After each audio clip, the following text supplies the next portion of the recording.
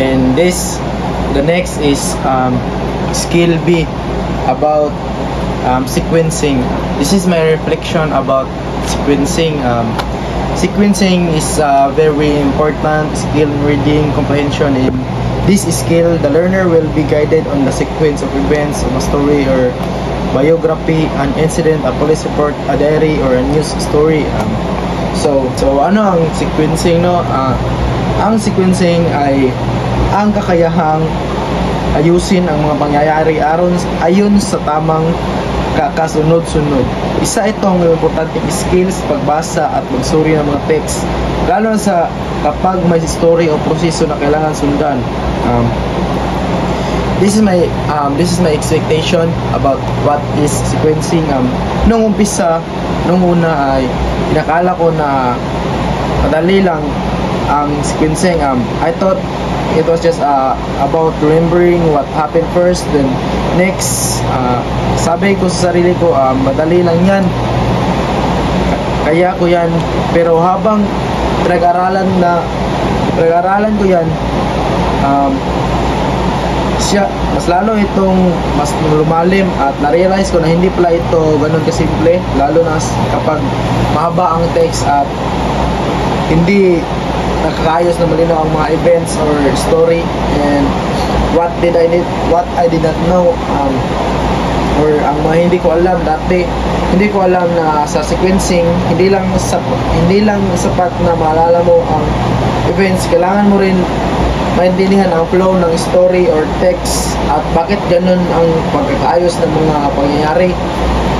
Mahirap din pala kapag may mga flashback o out of order na storytelling. Dati nagguguluhan ako kung paano ko malalaman kung alin ang nauna sa huli, lalo na sa mga narrative text. So what I have learned, natutunan ko na para maging magaling sa sequencing, kailangan kong magbasa ng may malalim na pag-unawa. Hindi lang basta basahin, kundi i-track kung kailan, saan at paano nangyari ang mga bagay-bagay. Mahalaga rin pala yung mga tulad ng mga then after that, finally at iba pa, kasi ito ang nagbibigay ng clue kung ano ang sunod na mangyayari. And isa pa, sa pag-aaral ko ng sequencing, natuto rin akong gumawa ng timeline o flowchart habang nagbabasa. Nakatulong ito lalo na kapag mahaba ang kwento. Gumagamit na rin ako ng highlighting techniques para markahan ang mga key events. Ito ang improvements ko sa improvements o pag-unlad ng ebidensya. Yes, may improvements na ako sa sequencing skill.